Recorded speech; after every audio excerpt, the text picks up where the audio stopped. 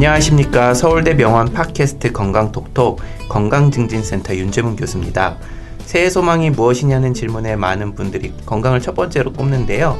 건강은 건강할 때 지키라는 말도 있듯이 내 몸에 이상이 생기면 이미 때를 놓치기가 십상이죠.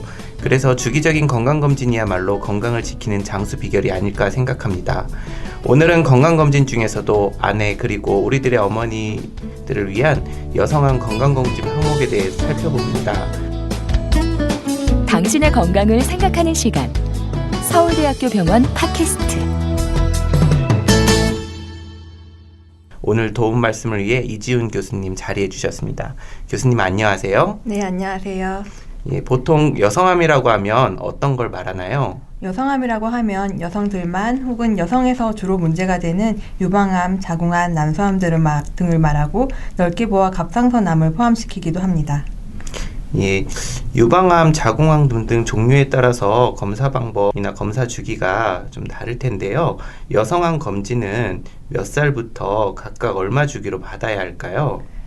우리나라에서 주로 검진의 기준이 되는 국립암센터나 또 여러 학회의 권고에 따르면 유방암은 주로 40세 이후 1, 2년마다, 자궁경부암은 20세 이후 1년 내지 3년마다 하기를 권하고 있습니다. 아쉽게도 그 외의 난소암, 자궁내막암 등에 대해서는 검진 시작 연령이 정립되지 않았는데 난소암의 경우는 40대, 자궁내막암은 50대 이후에 주로 발생하는 점을 참고할 수 있겠습니다. 자궁암에는 자궁경부암과 자궁내막암이 있는 것으로 알고 있는데요. 혹시 어떻게 다른지 설명해 주실 수 있으신가요? 네, 자궁은 크게 자궁경부와 체부로 나눌 수 있습니다. 자궁 아랫부분에 위치하고 질로 연결되는 부분이 자궁경부이고 여기서 발생한 암이 자궁경부암입니다. 자궁의 나머지 부분을 체부라 하는데 체부의 내막에서 발생한 암이 자궁내막암입니다. 자궁경부암이나 자궁내막암 검사 방법에도 차이가 있겠죠? 네, 자궁경부암은 자궁의 입구에 있기 때문에 질경을 통한 자궁경부 세포 검사로 간단히 검사할 수 있습니다. 이때 인유도종 바이러스 검사를 같이 해서 자궁경부암과 연관이 큰 고위험 인유도종 바이러스에 감염된 건 아닌지 보는 것이 도움이 되기도 합니다. 자궁내막암의 경우는 자궁의 위쪽에 해당해서 이런 방법으로 검사하지는 못하고 우선 기본 진찰과 함께 시행하는 부인과 초음파를 통해 살펴볼 수 있습니다. 여기서 병변이 보인다면 자궁내막에 대한 조직검사가 필요할 수 있습니다. 자궁내막암은 자궁경부암에 비해 발병률이 낮은 것으로 알고 있는데요. 그렇다고 해서도 간과해서는 안 될 것 같습니다. 어떤 분들이 정기적인 검진을 통해서 확인해 봐야 할까요? 네, 자궁내막암이 자궁경부암에 비해서 발병률이 낮긴 하지만 점점 증가하는 추세에 있습니다. 이건 생활습관이 서구화되는 것과 관련이 되어 있다고 여겨지는데 당뇨, 비만 등이 그 위험 요인으로 알려져 있기 때문입니다. 그 외 출산력이 낮거나 초경이 이르고 폐경이 늦을 때, 유방암 등의 치료를 위해서 타모xifen 치료를 받은 경우 등이 위험 요인에 들어갑니다. 이러한 병력이 있으신 분들은 정기적인 자궁내막암 검진이 필요하겠죠. 요즘은 예방접종으로도 자궁경부암을 예방할 수 있다는 얘기를 들었는데요. 혹시 좀 설명해 주실 수 있나요? 네, 그렇습니다. 앞서 잠깐 말씀드렸듯이 자궁경부암의 원인은 인유도종 바이러스로 밝혀져 있기 때문에 여기에 대한 예방접종을 통해서 많은 부분을 막을 수 있습니다. 현재 상용화되어 있는 것은 사가 백신과 이가 백신이 있지만 둘 간의 자궁경부암에 대한 예방효과 차이는 아직 뚜렷하지 않은 상태입니다. 접종 시작 연령은 10대에 접종할 것이 권장되고 있습니다. 하지만 예방접종을 했다고 해서 정기적인 자궁경부암 검진을 간과해서는 안 됩니다. 출산 후 수유 중에도 유방암 검사를 받을 수 있는지 궁금해하시는 분들이 많이 있습니다.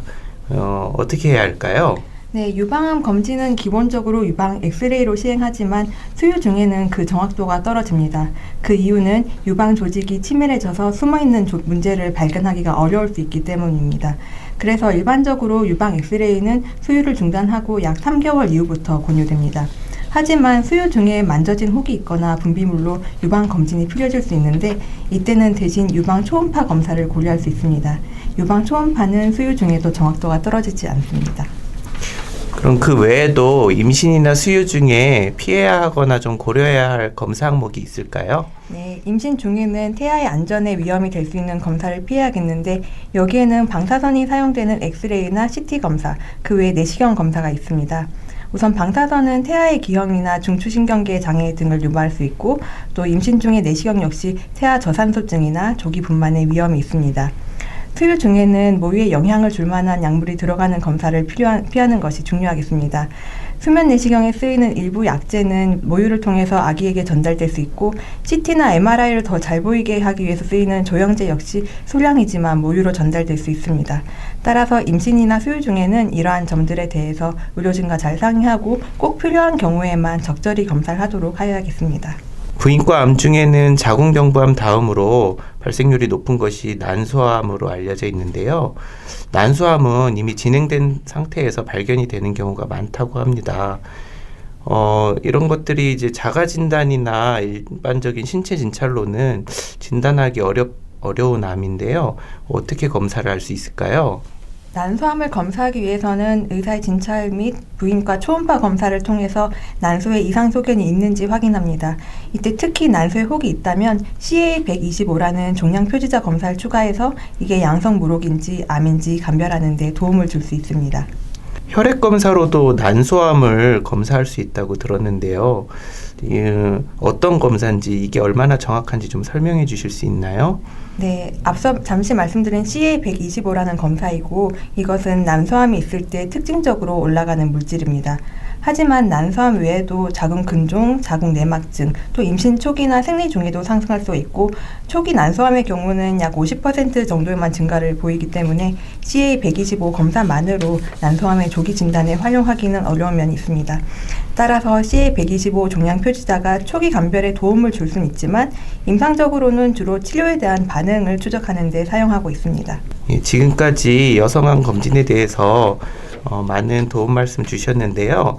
여성들이 가능하면 해마다 거르지 말고 받아야 할 검사 항목들을 마지막으로 한번 정리 부탁드립니다. 네, 현재 일반적으로 자궁경부암의 경우는 1년마다 하기를 권하고 있고 또 유방암 검진은 1년 내지 2년마다 하길 권하지만 이전서 검사 소견에 따라서 주기가 줄어들 수 있습니다. 다른 여성암들에 대해서는 아직 뚜렷한 검진 주기를 말씀드리기 어렵지만 난소암, 자궁내막암 검진에 쓰이는 부인과 초음파가 사실 방사선 위험 등에 대한 부담이 없다는 점 등을 고려하면 1년에 한 번 정도는 이러한 검진을 모두 받으시기를 권유합니다. 예, 여러 도움 말씀 감사드리고요. 서울대병원 팟캐스트 건강톡톡, 오늘은 여성암 조기 진단을 위한 건강검진에 대해서 살펴봤습니다. 다음 시간엔 예비 부부들을 위한 건강검진에 대해 알아보겠습니다. 도움 말씀에 이지은 교수님, 저는 윤재문 교수였습니다. 고맙습니다. 건강하십시오. 대한민국 최고병원 의사가 전하는 건강 이야기. SNUH 톡톡.